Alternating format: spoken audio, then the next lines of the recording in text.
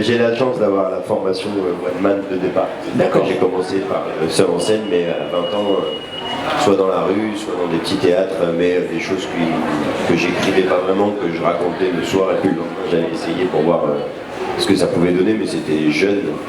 Et du coup, ensuite j'ai connu les pièces de théâtre, là où j'ai pris beaucoup de plaisir à partager avec les autres, et en fait j'avais envie de revenir à ce que j'aimais, ce qui m'a fait aimer ce métier en fait.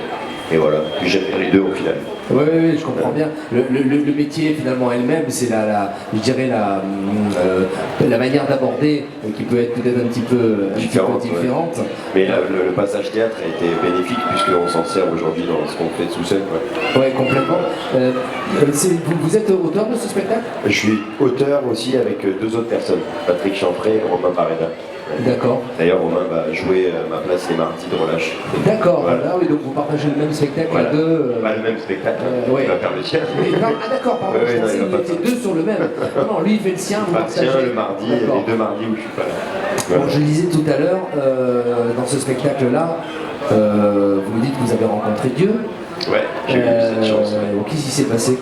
Comment c'est possible? Parce que j'ai fait ma vie, je suis mort et en fait, il me dit que ma place n'est pas au paradis, elle est en enfer. Et du coup, je suis un peu dans la merde parce que j'ai pas envie d'aller en enfer. Du coup, j'essaye de trouver quelques petits stratagèmes pour la voir, j'y arrive. Du coup, il me propose un marché, de faire ma vie à l'envers. Mais si je fais ma vie à l'envers, il faut que je rachète mes fautes. D'accord. C'est là que ça commence vraiment l'histoire. Alors déjà, c'est absolument génial comme idée, je trouve. C'est pas vraiment la vie à l'envers, le titre La vie à l'envers et quelques phrases, c'est Woody Allen. Moi j'ai été juste inspiré par cette idée. Il avait écrit 4-5 phrases et du coup avec le metteur en scène de l'époque, on s'est dit tiens ça peut être sympa on voulait faire une histoire sur la vie, donc on s'est dit bah tiens si on la faisait à l'envers, ça peut être drôle, ça change, le titre parle. La vie à l'envers. Complètement. Et du coup voilà. Puis à force d'écrire, on a tourné ça à ma vie à l'envers parce que on a voulu mettre ça à un personnage. Et puis voilà.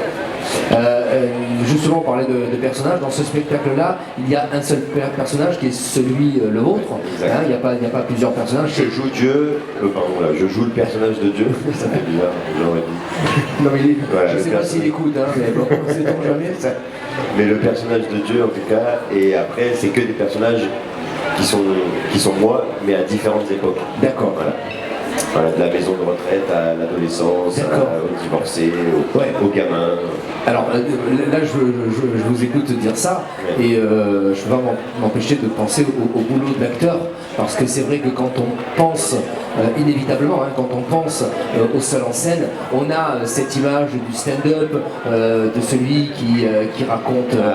Voilà, on a cette image-là parce qu'il y en a beaucoup, mais là, on est bien d'accord qu'il y a un gros travail d'acteur qui est fait, puisque c'est privilégié le travail de comédien. Après c'est parce que j'aime jouer aussi, on fait ça pour faire des personnages et tout ça, ce qui n'empêche pas d'avoir de l'interaction et d'avoir un peu de stand-up. Pas le stand-up, c'est le mot, j'aime pas le mot parce que dans ce spectacle c'est pas du stand-up, c'est l'interactivité avec le public en lien avec l'histoire. Ouais, avec l'histoire, complètement. Voilà. Mais c'est vrai qu'aujourd'hui la tendance c'est très stand-up, quand on voit une seule personne sur une affiche. On pense à ça. On pense à ça, forcément, vu que c'est la tendance, mais ça n'est pas éloigné, très éloigné. C'est des frères, on va dire, le stand-up et le one-man. Mais voilà. Oui, ça reste quand même du seul en scène. On est bien d'accord, c'est ce qu'on disait tout à l'heure, le métier lui-même, c'est la discipline qui change. Voilà, exactement. Un stand-up va plus se concentrer peut-être sur l'écriture des vannes, et un one-man va plus se concentrer sur le fil conducteur et sur le jeu, et ensuite les vannes. Vous avez dit tout à l'heure que ce personnage-là, il avait des choses à se racheter, il avait des choses à remettre à plat pour pouvoir non pas aller en enfer. Qu'est-ce qu'il a à se racheter par exemple? Il a fait des bêtises avec son ex-femme, il se rend compte. Comme souvent en fait, c'est un peu, on s'inspire un peu de la vie. Moi j'ai vu à travers ce qu'on a vécu, ce qu'ont vécu les proches. Exactement. Donc là pour moi c'est mon père où on voit que le divorce au début c'était le fanfaron et puis en fait derrière il se dit en fait si j'avais fait différemment. Et c'est ça l'idée première du spectacle, c'est si j'avais fait les choses différemment. Pardon. Et du coup, c'est ce qui en découle. Et les fautes sont celles de tout le monde, on va dire. Les erreurs avec la famille, les erreurs aussi. Plus le spectacle avance, plus les personnages prennent de l'expérience, mais le physique est l'inverse. Ouais, complètement. L'inverse de la vie. Un gamin a une expérience de 2 vies. Donc du coup, il a des réflexions sur la terre et il va plus chercher à essayer de changer l'environnement plutôt que le personnel. Alors qu'avant, on est plus dans le personnel. C'est vraiment un sens à l'envers. Ouais. Normalement, quand on est marre, on s'en fout, on est jeune. Complètement. Sauf que l'insouciance c'est le vieux et le jeune c'est le prise de conscience. Ouais, c'est inversé. Et je me mets à la place du spectateur quand il doit sortir de là, en fait, on doit retrouver plein de situations qui nous parlent. Ah, j'espère. J'espère. Soit personnellement, soit par. Ouais, j'espère. On me le dit. Après, ça c'est propre à chacun. Aussi, on est là aussi pour passer un bon moment et rigoler. Bien sûr. Après, c'est pas non plus trop prise de tête. Le but est de rire. On est sur une comédie. Est-ce que vous avez essayé dans ce spectacle-là avec les camarades vos camarades qui ont participé à l'écriture de ce spectacle, est-ce que vous avez essayé de donner une morale ou ça n'a pas du tout été non, absolument pas. Non, parce que la morale, c'est compliqué d'être donneur de leçons, c'est un peu dommage. Non, de rire d'abord et ensuite d'avoir une réflexion sur ce qu'on vient de vivre. C'est surtout ça qui est intéressant, c'est-à-dire qu'il faut... mon idée première c'était de prendre des bouts de vie et de faire marrer avec ces bouts de vie, toujours en ayant ce sens de la vie à l'envers. Et à la fin, il y a un constat et une réflexion sur sa propre personnage. Je voulais pas que ça soit... oui, que ce soit quelque chose qui diffuse... Tout le monde, genre, allez... Il y a un personnage qui est un petit peu plus révolté et qui dit des choses qui lui gonflent dans les 30 prochaines années qui nous sont passées.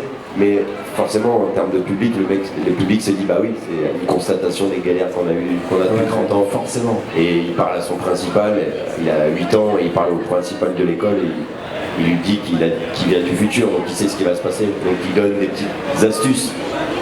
Mais après, au final, c'est le constat, ça sera sur est-ce qu'il a réussi à rester chez lui. Complètement. On va encore passer quelques minutes ensemble, on va juste faire une petite pause musicale. Bien sûr. Nous sommes avec Joe Brami pour ce spectacle que vous allez pouvoir retrouver au Palace et c'est à 18h10. Et encore quelques petites minutes avec Joe Brami que l'on retrouve tous les jours sauf le mardi au Palace à 18h10 pour ce spectacle Ma vie à l'envers. Joe Brami, on a parlé donc de votre carrière sur scène dans des pièces de théâtre. Je vois aussi que vous avez fait des passages peut-être pour des billets, pour des écritures sur des vraies chansons. Oui. Ouais. D'ailleurs j'y retourne aussi à la rentrée. De temps en temps on nous appelle pour faire des petites chroniques sur les chansons, c'est cool. C'est une radio qui est vraiment sympa d'y aller. C'est des gens qui sont bienveillants, c'est toujours cool d'aller faire des chroniques là-bas. Je pense à Sébastien Baucher et à Michael Allière. Ouais. Et c'est 2 personnes qui sont très et Laurent Thibault aussi, le responsable de la truc, c'est vraiment 3 personnes qui sont assez bienveillantes auprès des artistes et dans ce métier, il faut le souligner quand même. Oui, vous faites bien de le dire. Ouais. Et puis je suppose aussi que c'est un exercice pour vous d'écrire comme ça, alors je ne vais pas dire quotidiennement, mais en tout cas d'entretenir ce principe-là. C'est différent, là on est plus dans une écriture stand-up pour le coup. On est plus à la recherche de vannes. Instantané, mais après ce que j'aime dans le métier aussi de comédien, c'est de pouvoir mélanger du jeu de comédien avec du stand-up. Le prochain spectacle que j'écris est stand-up, mais je m'empêcherai pas de jouer des personnages ou de faire un personnage. Je pense que c'est ça le truc qui est cool. L'essence même, bien sûr. Ouais. Et vous êtes déjà sur une prochaine écriture? Ouais, le prochain, que j'écris d'ailleurs avec la personne avec qui j'écris les chroniques, Gabriel Française. D'accord. Ouais. En fait, non mais c'est bien de le souligner aussi, quand on parle comme ça des artistes, on a peut-être aussi cette impression de ne les voir travailler que lorsqu'ils sont sur scène. Dites ça Pôle emploi aux intermittents du spectacle. Je sais de quoi vous parlez, je suis bien placé pour le dire. Voilà, on a l'impression qu'on bosse 1h15 par jour, alors que en fait c'est vrai, c'est du non-stop. C'est même plus que du non-stop, parce que c'est une passion.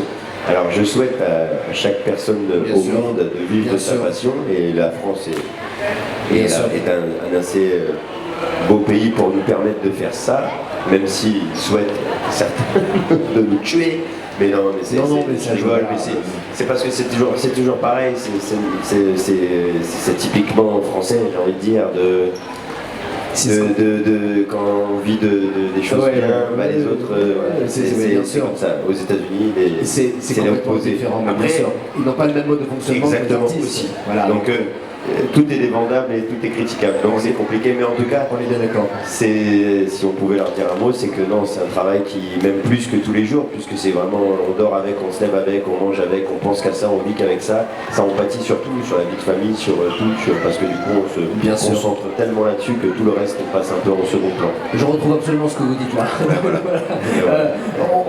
On termine avec ce spectacle. On n'est pas les seuls en plus, je pense. On n'est pas les seuls, mais tant mieux. C'est tant mieux. Bien sûr. Donc Ma vie à l'envers, on résume, c'est ce personnage qui quitte la Terre, qui arrive, deux portes lui sont proposées. Peut-être que naturellement il va ouvrir celle qui ouvre vers le paradis. Voilà. Elle est fermée à clé, on lui dit mon garçon, c'est celle-ci qu'il va falloir ouvrir. Mais et là c'est l'enfer. Voilà, on trouve un petit stratagème pour éviter ça. Exactement, et on vous propose donc de vous racheter, de corriger certaines choses. Et puis il y a même Dieu qui m'aime tellement qu'il me propose de me donner un petit pouvoir pendant un laps de temps. Voilà, un peu comme dans les jeux vidéo finalement où on a le petit truc, la peau de banane qui va nous permettre de... C'est même mieux qu'une peau de banane. C'est avec grand plaisir qu'on va vous retrouver, Joe Brami, Ma vie à l'envers. C'est au Palace, c'est à 18h10, c'est tous les jours sauf le mardi. Si demain il y a, c'est sauf les deux derniers mardis, le 16 et le 23. Vous y êtes le 16 et le 23? Non, c'est relâche le 16 et le 23. C'est que demain, on est quoi là? Aujourd'hui je joue, voilà. Voilà. Les mardis je joue, c'est les deux prochains sont. Merci beaucoup d'avoir partagé ce spectacle avec nous. Merci et puis, à vous on vous souhaite un bon festival. Merci à vous. Merci beaucoup, Jean-Ravi. Merci.